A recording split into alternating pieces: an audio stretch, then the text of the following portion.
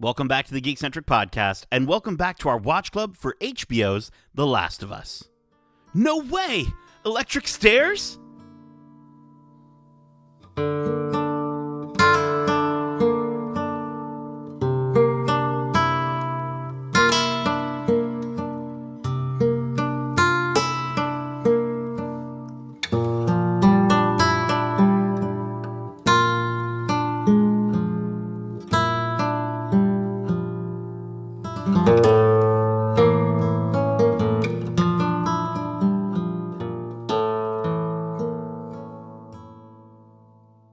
Welcome back to Watch Club. My name is Nate, and this is our Watch Club for HBO's The Last of Us, Episode 7, titled Left Behind, directed by Liza Johnson. Special thanks, as always, to our partners at Crave and HBO for letting us watch this series early in advance. If you're joining us for the first time, this is Watch Club, our weekly review series, kind of like a book club, but way better. Keep in mind, we will be going into full spoilers for this series, but not the games. But if you still haven't watched this week's episode yet, be sure to do so, and then come right back faster than a fresh, hungry runner. Now, before we all become masters of Mortal Kombat 2, let me introduce you to my player 2 and fellow survivor. He's taller than a bloater. I got caught up in his tallness. And he's certainly an Ellie toter. He's Justin, the Joel lovin' Lawrence. Yo, yo, what's going on? Yo, yo, we got more Last of Us. Are you ready to chat about all things DLC downloadable content, my friend? Oh, this definitely felt like a side mission. So yeah? I'm ready to chat about it. Yeah, man. Yeah, it's the DLC to this series, I think, right? Mm-hmm. I mean, we kind of already got a little bit of that with like a unknown DLC when episode 3 dropped, but Justin, this episode we get to see the 4 or 5 wonders of the mall. I wanted to know, before we get into anything here, what would be like one of your wonders of the mall? What's one thing you've always found, fascinating when you would go to the mall? So you're talking about like now, right? Not like in It could be whenever. It could be whenever you want. It could just something that you think is a wonder of the mall. Well, I guess the biggest wonder for me was always Apple stores. I always loved going to a mall and finding the Apple store and seeing what it was like. And they had a period of time there where whenever you went to a different store, or a different mall in the US or anywhere in the world, it's different. Some were flagship standalone stores. They were their own mall. So yeah, I would always say Apple stores were always the wonder in a mall. That was always just like wondering why they're in a mall, while also wondering, just how cool the experience is. That and food courts, I guess. Apple stores and food courts. Food courts are always, I'm a foodie. I like food, so it's always nice to see, what eclectic, diverse collection of food options they have that one mall may have in their food court. So I would admire those as Do you ever have you ever have an Orange Julius? I think it's a Dairy Queen. Oh, okay. Thing. I'm trying to think. Thought so. I don't know. It tastes like an orange creamsicle, dude. Oh no. So then good. I definitely haven't had it. I hate orange creamsicle stuff. Just gross. Oh, okay. But I was a fan of the Polar Ice. The Polar Ice. Have you Polar Ice. The blue and the red. Oh wow, like an icy. Yeah, an icy. That's it. The Polar Ice with the blue and the red. Okay. Like that's going a little further back. I was always a fan of the red ones. I love it. For me, I think it would have to be the first time I ever saw adult products in the mall. You know how like okay, let me explain. So you know how like you get to that age the where store? Dude, you're in my mind right now, Justin. Yeah, How did you? I don't know how you did that. I was going to get to it. It was going to be a big reveal. But yes, the It store. Okay, backtracking here. So when your parents would let you hang out in different stores, right? They let you hang out in different stores, and they go shopping. I was probably about 12 or 13, and there it was, the magical store. You'd never go into it to buy things. You would just go in to look, similar to Spencer's. If you know what Spencer's is. But this place, this was called the It store. And It had the stupidest gag gifts. They sold prosthetics for Halloween. You could buy colored contacts there. You could get like naughty cards, fake like dashes. Well, no. So this is how it worked though, right? Like you start off at the front of the store. You buy a box of chocolate-covered grasshoppers, which were delicious, by the way. And you see all the weird, mugs and things like that. But as you get deeper and deeper into the store, everything got a little more and more risque to the point where, dude, I got to the back of that store. I saw. Didn't they have a curtain? Dude, there was no curtain. I just was walking back there, and you've got your leather lingerie, your nipple covers, your whips. Like, I saw all of it, dude. It's just so weird. Because, this is how Nate was exposed to sex. For the first time. Wow. Wasn't the internet. Nope. It was all of that.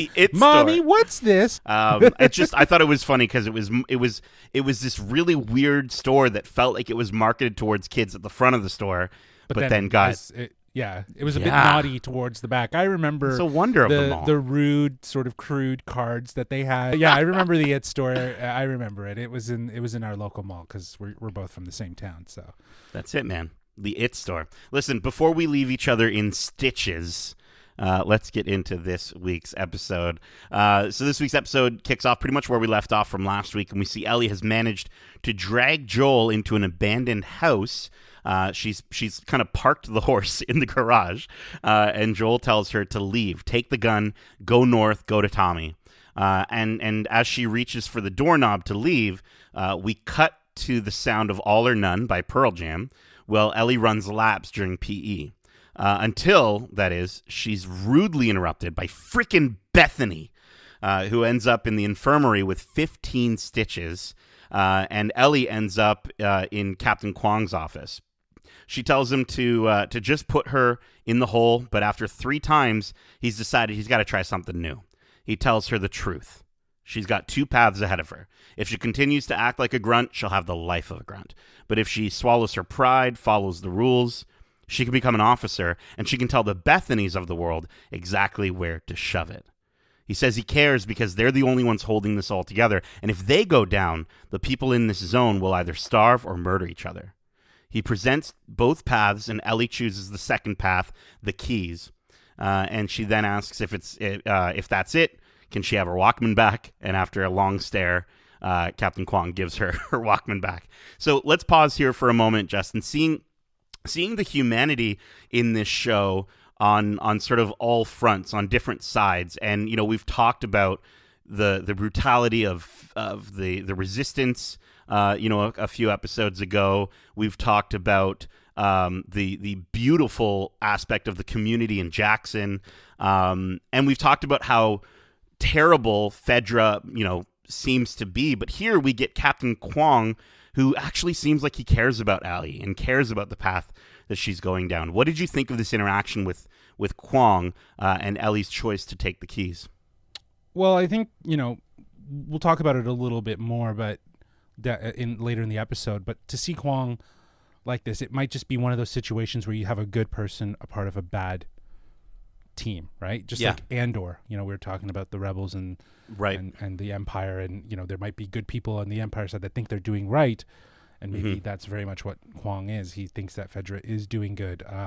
And in regards to why Ellie would decide to take the keys, to be honest, I was actually kind of surprised because she doesn't seem like someone that would follow rules and go by authority. But at this point, we don't know that Riley is gone and has left for an extended period of time. But with that in mind, and knowing that, it does give different context to this moment, as it's clear why Ellie took the path of least resistance. She's still there. Her best friend is gone.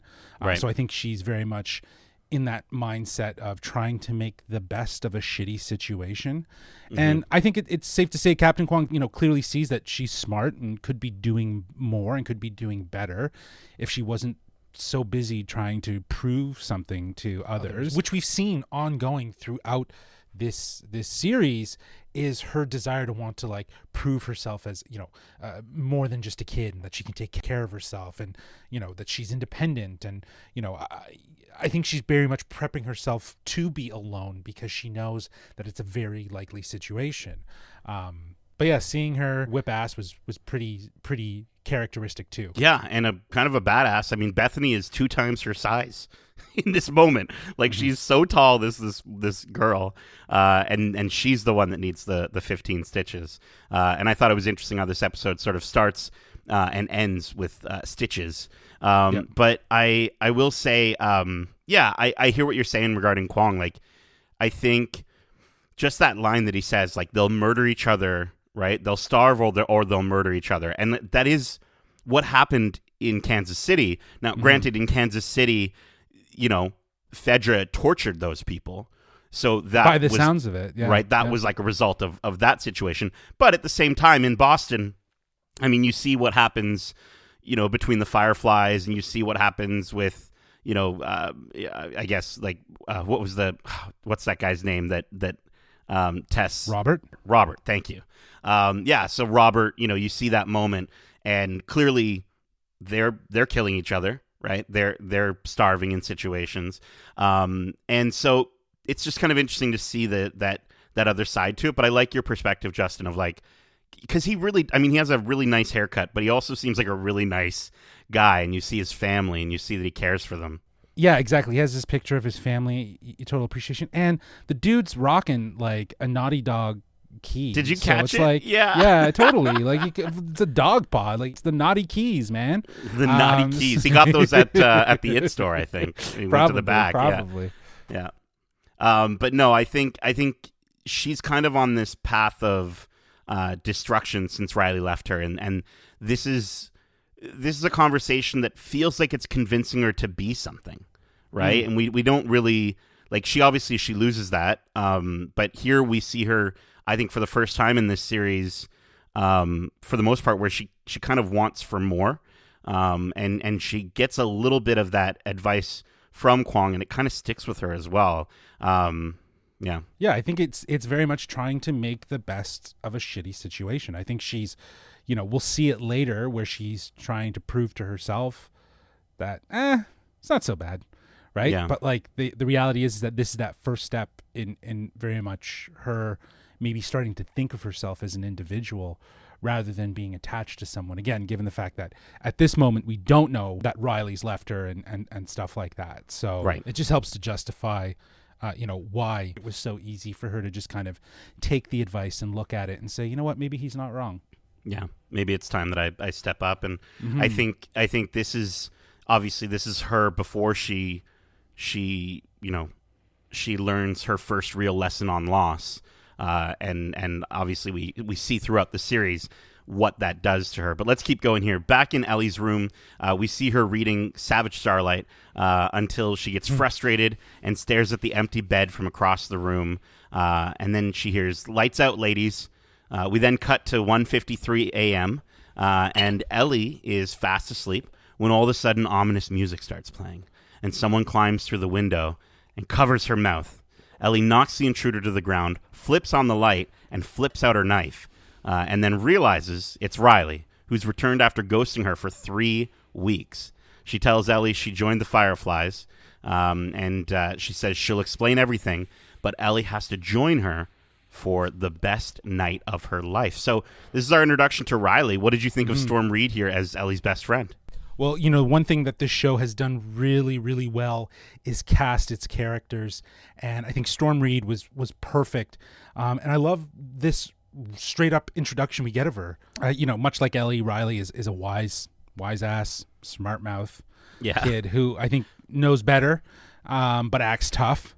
And this is obviously why they are best friends. So I think even in this moment of the introduction, Storm matched Bella's performance beautifully, and it played very authentic, and it really did feel like they were best friends because their personalities matched so well. Absolutely. Well, she embodies Riley right away, and I love how she's instantly ready to go to war for Ellie's black eye. Like, give me a name and I'll fuck him up.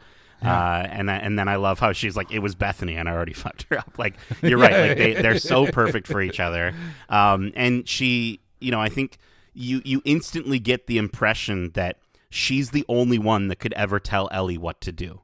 You know what I mean? And I think there's that level of confidence that is portrayed from Storm Reed here that I think really, really works. I want to shout out a couple of things that I loved in this scene, if you don't mind. The music here that's playing is from the game. Gustavo pulls it right from the game. It's a track called Left Behind Together, and it's a really, really beautiful theme that's shared with both characters. It's not just an Ellie theme. It's not just a Riley theme. It's an Ellie and Riley theme. It's their theme. Yeah. And I love themes for things. Anytime a character has a theme. And then all the Easter eggs in Ellie's room. Of course, we have, no pun intended, the first book titled This Otter Be Volume Good. 1? Yeah, This exactly. Otter Be Good by Will This Livingston. Otter Be Good. And then we have the Inner Space poster, 1987 movie from director Joe Dante, starring Dennis Quaid, Martin Short, and Meg Ryan. Have you seen Inner Space? I've never seen Inner Space before. Is that Never one you've seen watched? We got to watch it. We got to watch it now. Mortal Kombat 2 poster, obviously. And then I wanted to call out one really, really cool thing that I thought I was like, I had to look it up. But on the back of her Savage Starlight comic is the word negentropy, which negentropy is the reverse of entropy.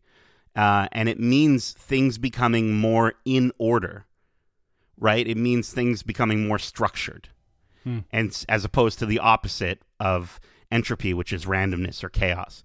And so one of the examples that's given for the dictionary definition of negentropy is a star system, such as the solar system, which again ties into Ellie's love of space. But I also love that detail because Ellie's life here in this moment, as she's reading this comic book, was about to become more in order.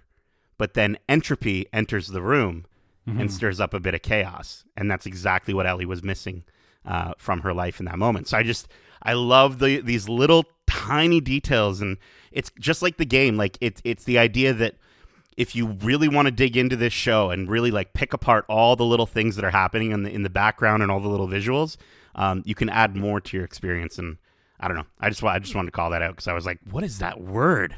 Yeah, no, and I think that this episode, plays really hard to the DLC and to the game, which as we go through the rest of this episode, I don't know if that works to its advantage of like actually appreciating the story. Interesting. Okay. I'm intrigued to hear your thoughts around that. But let's keep going here. Almost immediately, they almost get caught as soon as they leave the room. And Riley tells Ellie she can't fight everything and everyone. And they enter through a damn window as they discover a dead body down a hallway, a body that wasn't there previously. While inspecting the body, they consider he may have killed himself with the bottle and some pills. The body falls through the broken floor, and Ellie nearly falls with it. They take a few swigs of the booze. Ellie handles Riley's sidearm, and then Riley lets her know that Marlene was impressed by her ability to sneak around. Riley told Marlene what she really thinks of Fedra, and Marlene told her that she's in. She can be a Firefly. After a bit of rooftop hopping, they arrive at the mall, where Riley tells Ellie she's about to experience the 4 wonders of the mall, until Ellie gets so excited about the escalator that it becomes the 5 wonders of the mall. So these moments leading up to the mall, really, I think, lead to a really interesting back and forth between Ellie and Riley. What do you think about their juxtaposing views on Fedra and the Fireflies? Well, this is what I was talking about earlier. Like, it's the reality of any situation. We've seen it even with the pandemic, that everyone has a side. Yes to masks, no to masks. Yes to vaccines, no to vaccines. There's others always against others in any situation. And in this case, for The Last of Us, it's clear Fedra is corrupt, but who's to say that Fireflies aren't? Right. This all reminds me of Andor, where we see bad guys that could have some decent good intentions, but and believe that what they're doing is good, versus good people making bad decisions for the betterment of good. So Fedra, like we were saying in earlier episodes, like Fedra has been talked about a lot as having some shadiness, and we've seen some of that shadiness, don't get me wrong, but more of their mystique is built around just talking. We're hearing a lot more about Fedra being this, corrupt and all these things of people and taking advantage of the situation. And I don't doubt that that's not true. We haven't visually seen it. We're just hearing about it, and right. we understand. And then on the other side, we understand that the Fireflies are radicalists that blow shit up and sort of like terrorists, but they're, as I think she will say probably later, or maybe she says it here, she refers to them as freedom fighters. Like, like it's just a point of perspective. Everyone has a difference of opinion. And I think what we're really hammering out here is like Riley believes in the position of the Fireflies in contrast to Fedra. Whereas I think Ellie doesn't have very much of a choice. Right. And I think as, she was kind of abiding to Captain Kwong's advice in the previous scene, we see her here kind of trying to validate, maybe if she doesn't fully believe it, that, it is what it is. Right. Right. So I think the whole situation is obviously very what we would see now and what we have seen in our current world with just people taking sides. But obviously with extremes, as Juan says, like if Fedra wasn't there, these people would kill each other. So you'd probably have a resistance where people are just murdering people. But you have an example like Jackson, where Fedra's not involved. Jackson, okay, but and I works. totally agree with you. Jackson, as she says, it actually works. I totally agree. I think that is the future that I would hope for all of us if something like this would happen. But again, it's all about point of perspective, because again, Jackson has the right perspective. They are a beacon of hope, and they're trying to build something. So yeah, I just think it all ties back to the broader message of this series. But I also like, on a smaller scale, I really like the theme that they keep going with in the show of opposites attract, right? In the QZ, Joel wasn't the one taking charge, Tess was, right? With Bill and Frank convinces this curmudgeon-y man to let him into his house, let him into his heart. And here we see Ellie, starting to tell herself that she needs to be on this captain's path. And you have Riley, who's taking charge, trying to show her a different way. And so I just like these relationships and how they all sort of mirror each other in some ways. And that idea that, yes, of course, Riley and Ellie have a lot of similarities, but at the same time, some of these more core fundamentals in terms of their beliefs on these two specific parts of their lives, it's just intriguing to sort of see how it sort of mirrors the other relationships in the show. I don't know. I thought that was kind of nice. And then I also wanted to shout out Ellie. We learned about Ellie's eyebrow. They have a quick throwaway line where it's like, could have been a 7-Eleven situation. And she's like, no, I'd like to keep my other eyebrow in one piece. So I thought that was a nice little sort of additive to some storytelling there. The Firefly's motto is visually represented a couple times in this episode. When you're lost in the darkness, look for the light. And there's a quip about how Firefly lights are better. Right? She makes that joke. And then I love Ellie's line there where she's like, hooray for the anarchists. Like, it was just so good. But then also once they're inside the mall, just as Ellie's flashlight stops working, right? She's lost in the darkness. Riley turns on the lights for her. She's literally showing her the light, the freedom that she could have if she left Fedra. And it's just, again, it's one of those little details that I thought was just really poetic in terms of, again, an unintentional thing that Riley was doing, but it very much fits with what the theme, the Fireflies and what the theme of the episode. Dawn of the Wolf Part 2. Shout out to Dawn of the Wolf Part 2 for being a great ripoff of Twilight. I wanted to call out Ellie for climbing up the stairs and being upset about it after all the shit that she gives Joel and Tess for being old. And it's like, Ellie, like, come on, you literally, a few months earlier.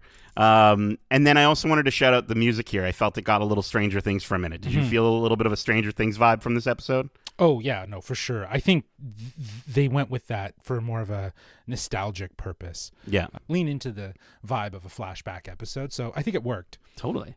And fun fact here, we haven't gotten to The Infected yet, but Pat Fode, who does the prosthetics makeup for this show, also worked on House of the Dragon, and he worked on Vecna in Stranger Things. Oh, interesting. So it's a little Stranger Things tie-in here. Let's keep going here. While they're exploring the mall, we learn that the people raided the mall when the outbreak began, and most of them stole sneakers instead of soap or lingerie.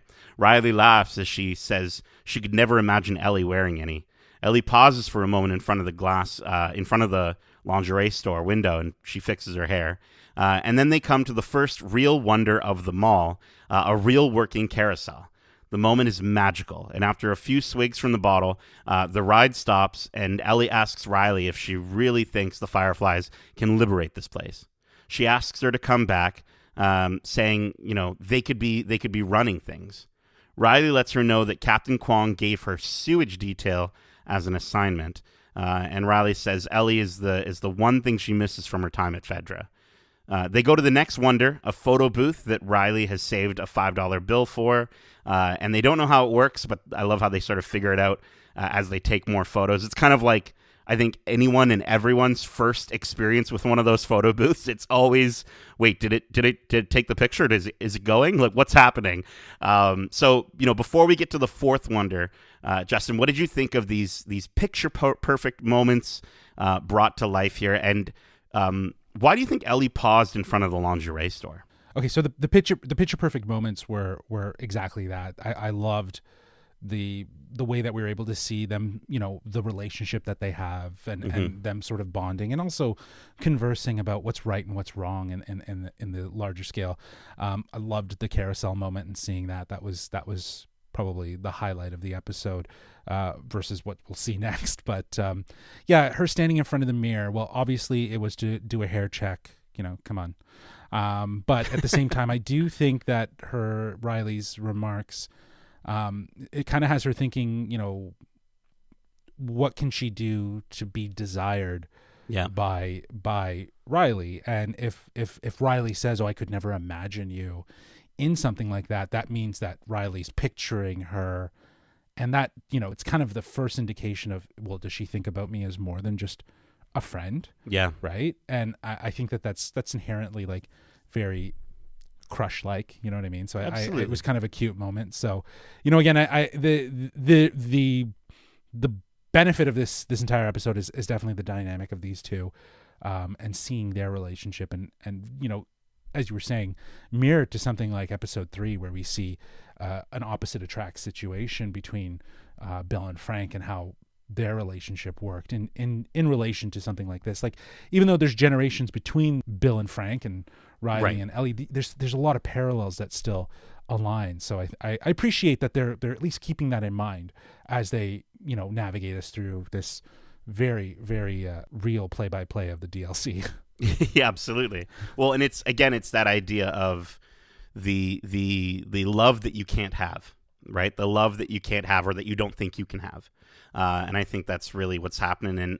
And you're absolutely right. She wants to feel desired. And I think, she doesn't care how the world views her at all. She's never cared she cares how the about world Riley views her. thinks, But she though. cares how Riley sees her. And I think that's really lovely. Not all the little things that I try to look for in the background of these scenes pay off. I spent like a half an hour trying to figure out what Hamblin, the drink that they're drinking, what drink that is, if it had any relation to anything. So Hamblin whiskey. Hamblin was a singing cowboy star in the 1920s, who was also a recovered alcoholic, who stopped drinking after a tent conversion show from Christian evangelist Billy Graham. Doesn't really mean anything for this show. I just thought I would point that out because I took so long to look it up. I guess cowboys. I don't know. Maybe the fact that she's, Riley is trying to convert her. I'm not going to say. Okay. Lie. Into a Christian firefly. Into a firefly. Right. And, Okay. You might have something there if you're going to think about I'll it. Because take it, Justin. That's very much the ongoing dialogue. Like, the two are definitely, getting the sense or vibe of where each other are, right? While they also obviously have feelings that they're not necessarily acknowledging, they are trying to see, what does the future hold for them. Yeah, and how can I almost pre-convince the other person before I ask them? Ask them, exactly. Right? Yeah, predetermine it. And then, okay, this one I felt a little better about, okay? The song that plays from the carousel is the, do you ever, you've got a new baby. Do you ever play the Rockabye Baby music? It's amazing. Like, it's like the pop songs that are covered and it's like baby music. Oh, Rockabye. No, I haven't played that. No. Okay, dude. I'm going to send you a few playlists. Sometimes I'll listen to it to fall asleep like a big baby. But Rockabye Baby, they did a cover of Just Like Heaven by The Cure. And that's what's playing out of the carousel here. And with this show, I feel like all the music is intentional for every single moment. And so while I'm sure, Craig Mazin or Neil Druckmann or Liza Johnson would have a better explanation, a more poignant explanation, if you will, I was thinking, well, for Ellie, right, this moment is just like heaven. And she doesn't know it yet, but she's the cure. Right? Am I right? Like, come on. That's pretty good. All right, I'll give it to you. I'll give it to you. Okay, another point. Your day of distractions definitely paid off for that one. But also the last one too, actually. What am I saying? The last one was, I doubt that was like the reason why they chose that name for the whiskey, but you could say that she's trying to convert her. So yeah, good on you for doing your digging. Thank you. I did my sleuthing right. And lastly, just one quick detail, not really an Easter egg, but sewage detail, if you don't remember, is the exact job that Joel agreed to in episode 1. Wanted, because he wanted it. He wanted money. Or he wanted, I guess so. Or he wanted intel so he could traffic some shit. So. Right. Yeah. So it's like, but here clearly Riley, there'd be no benefit for that post over another, and it just sort of demeans kind of what they think of her. Right. Mm-hmm. I would have run away too. I'll be honest with you. So let's keep going here.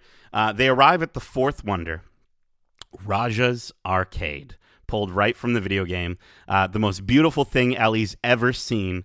Riley spent an hour the day prior breaking open a quarter machine, and then Ellie sees it. The Mortal Kombat 2 machine. Ellie chooses Raiden. Yeah, I'm not a Mortal Kombat guy. I feel awful. Raiden. And Riley goes for Mylena. And after a couple of rounds and a couple of fatalities, they both scream in excitement.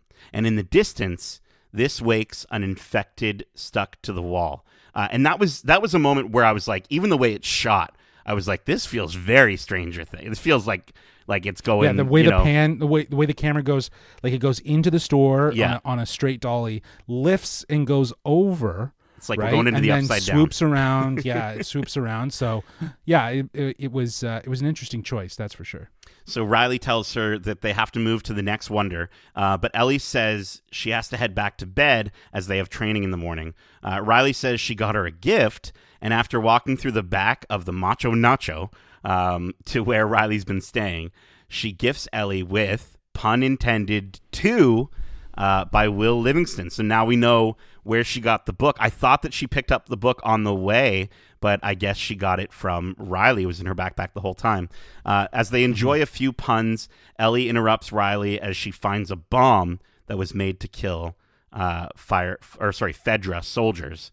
Riley tells Ellie that she'd never let them use them on her, and Ellie gets pissed off and starts to walk away. Riley tells her that she's leaving, and she's been sent to set up to go to a post in Atlanta, in the Atlanta QZ.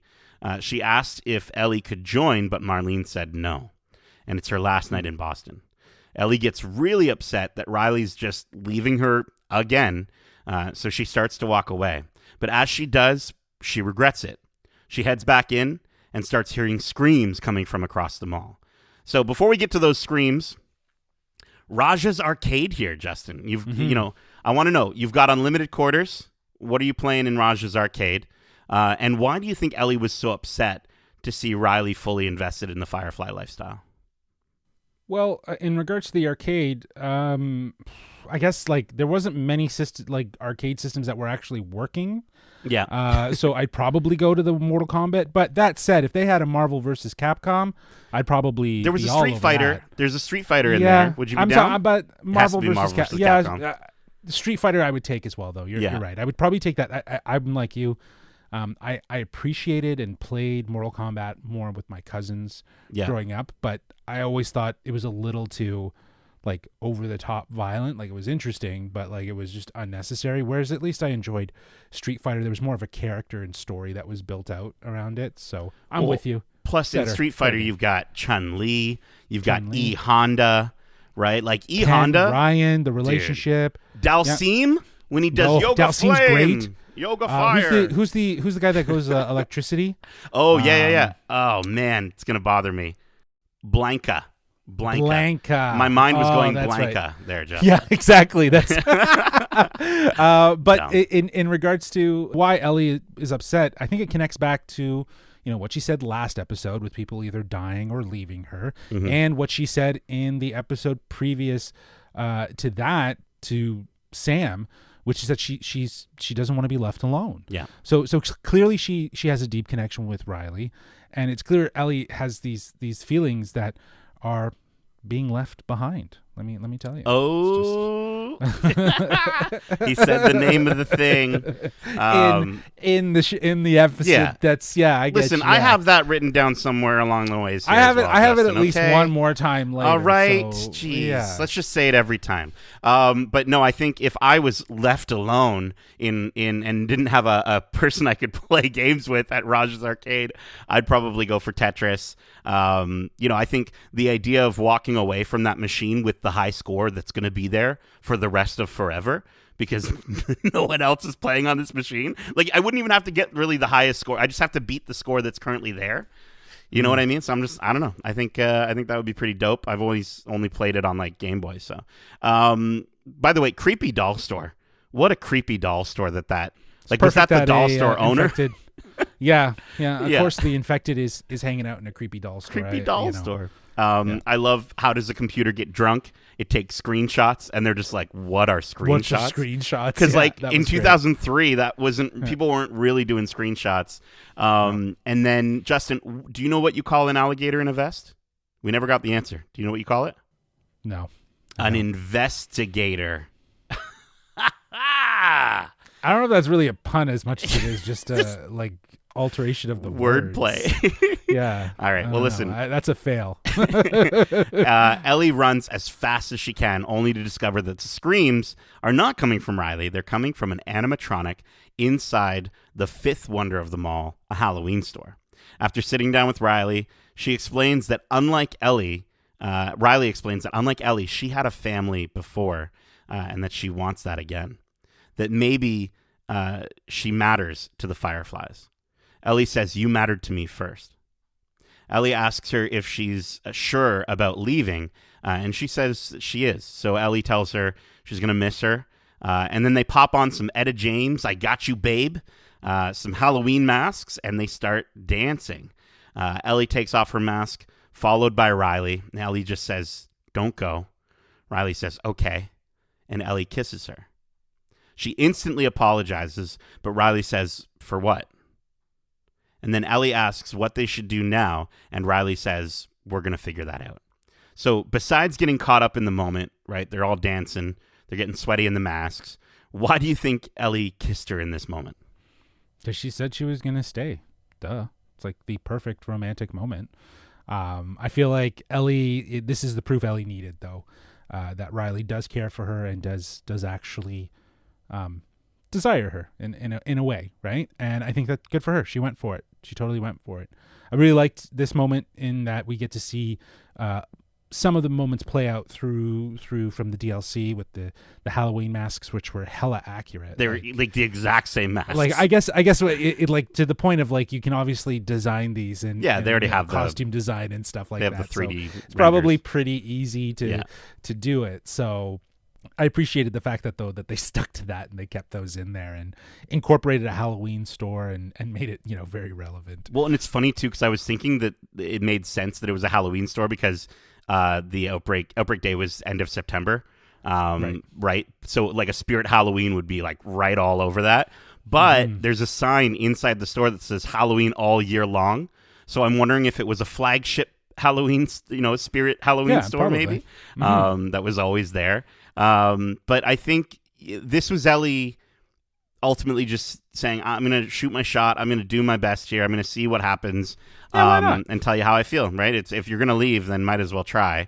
And I love like Bella Ramsey here, how big her smile is when Ellie realizes that Riley feels the same way. Like she just gets, they both get giddy.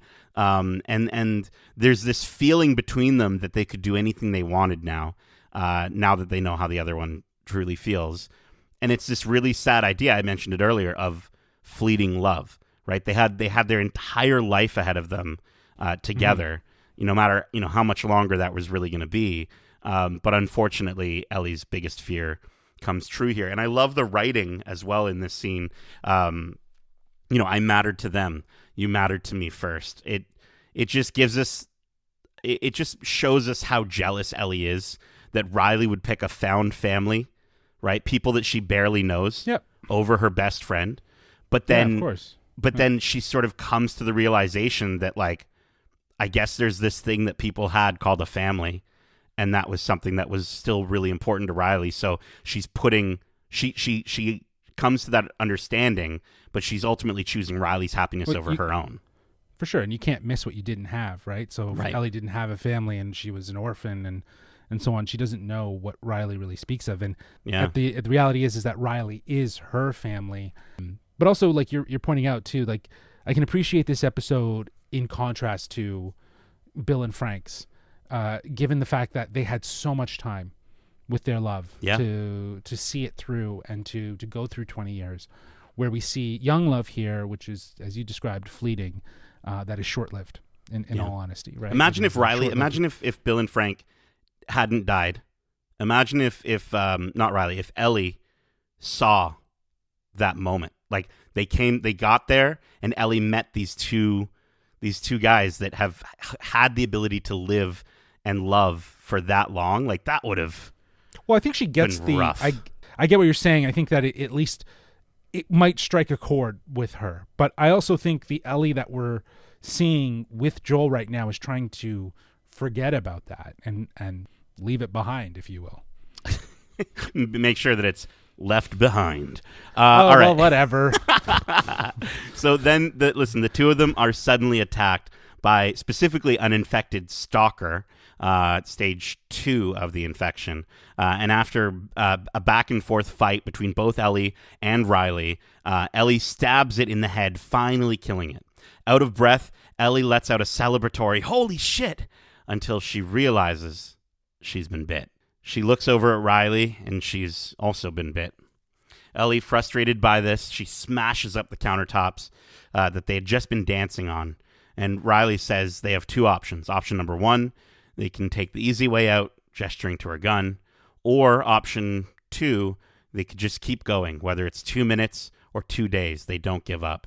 They can just be all poetic and shit and lose their minds together. Ellie asks about option number 3, and Riley just says, "I'm sorry." And they hold each other tight as we cut back to Ellie in the kitchen, searching for anything to help Joel. She finds a thread and a needle and starts to sew him up. And that's the end of the episode. So, obviously, this was the big moment that we were waiting to see how are they going to adapt it from the DLC. How are they going to sort of show us this moment? What did you think of the way that this moment was adapted and the way they weaved it back and forth at the end? I think this, as we know, the DLC is set as flashbacks from when Ellie is looking after Joel, which is again honored in this adaptation, and I think it's fantastic that they drew parallels between a decision that was made in the past and a decision that's being made in the present, and finding yourself with the same sort of opportunity to maybe do it differently this time around. Mm-hmm. I know we don't see what happens after they get bit. They're debating on what to do, but we don't really know how it plays out. But we know Ellie will move on. But it's interesting, and just like in the DLC, we're left to assume that Ellie would have had to have left Riley to either die on her own, like to kill herself, or she had to do it herself. Mm-hmm. And in the moments with Joel, rather than her leaving there, she's leaving his side. She's deciding to stay there and look after him and do what she can to save him, because just like Riley, she cares about Joel, but just not necessarily on the more romantic scale. Sure. But just the idea that she doesn't need to leave him for him to get better, because she doesn't know what's going to happen. So I think it's just a great way to kind of tie the character's past to her present and see. So I appreciate what they were trying to do here, and she could take a different path. Yeah, I think in this moment, Ellie thinks she's dead, right? But obviously she'll come to realize that both of them are poetically losing their minds together. It's just Riley has to leave. And then I think the worst part is like, even though Ellie won, like she won this night. She won, she professed her love, right? She convinced Riley to stay with her. She killed the stalker. She did all of that, and yet she still loses. And you can see that frustration in her as she's taking out those countertops. Yeah.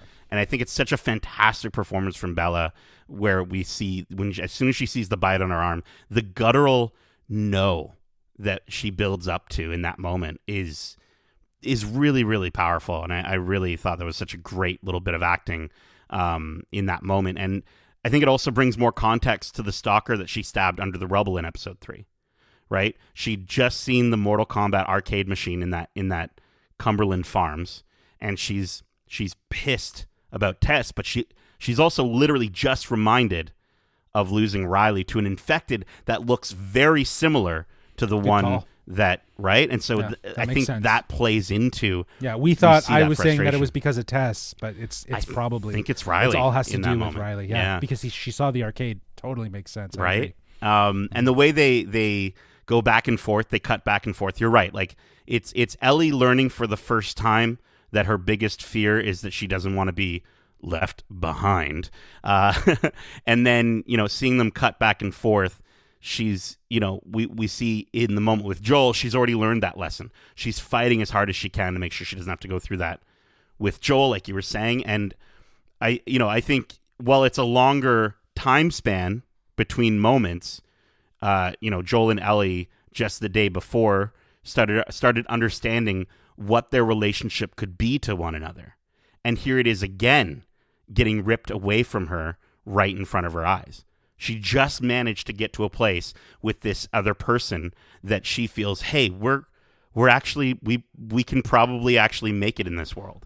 And it's just an interesting, comparison to the exact situation with Riley, where she's like, finally, we're able to just be ourselves and go live our lives, and it's just stripped away from her. So the fact that they show us that with Joel in this moment, I thought it was really, really well done, the way they sort of cut back and forth and really drew those comparisons out. So that is it for this episode. Got through it a little bit quicker, like I did the DLC. I think the DLC I played in one sitting, so on a stream once, and it was awesome. But I want to know, what are your overall thoughts and final score for this episode, which we're going to be rating on a scale of 1 to 5 wonders of the mall. Yeah, I think this episode was good. As we were mentioning, this feels very much like a beat-by-beat replay of the DLC with some new elements, but I don't know if it was enough to make it worthwhile. I was looking forward to this episode, and maybe that's on me for having such high expectations, but I just was hoping that they would do something different. And I thought that that's kind of what they were doing with this series, especially given the liberties that we've seen that this show has taken with other parts. I think I was just expecting maybe something that felt a little bit different from You wanted from to see the story moment. You wanted to see the moment that Ellie had to go through. If it was there, because I think it still implies, like, did she Right, we don't know.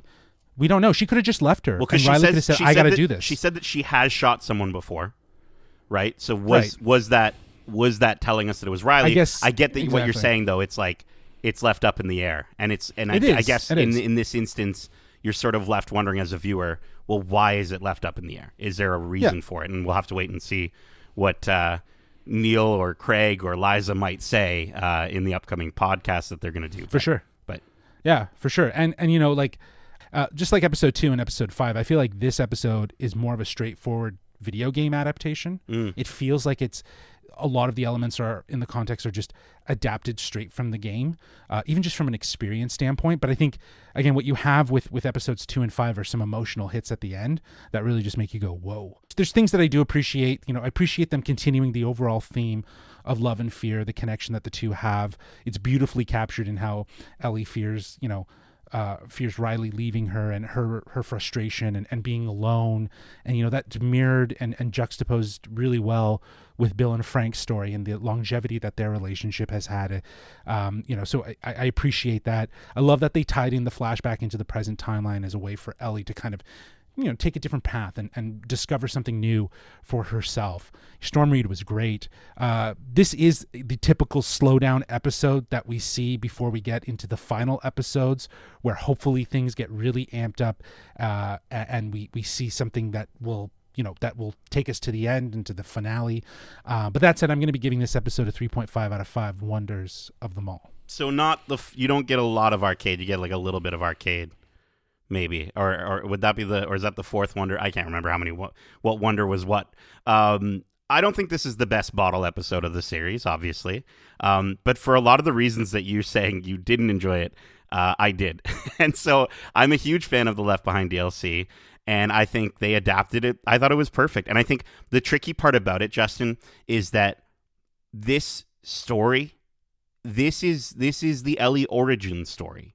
Right, this is so much of what happens in this story is the makeup of Ellie, and so to deviate too far from it, I understand what you're saying. It would have been interesting, but I also get why they played it a little bit safer as well. I think, sure, but I also think though that this is a better playable DLC than it is an adapted story in some ways, sure, because it doesn't necessarily push it being really an origin. It stays true to this idea of being ambiguous and being unclear with exactly how things played out. And I get it from a video game standpoint, but this episode is focused on their relationship. I get that. That's obviously super important, and we don't need to see it. It can just be assumed that she did kill her, but there's just such an opportunity with tying back this whole theme of losing your love and the fear of that and having to do that. I think it would have tied really well into everything else. Yeah, right? for sure. And I get it. Like, I think you're exactly the person I thought of. I'm like, oh, Nate's going to love this episode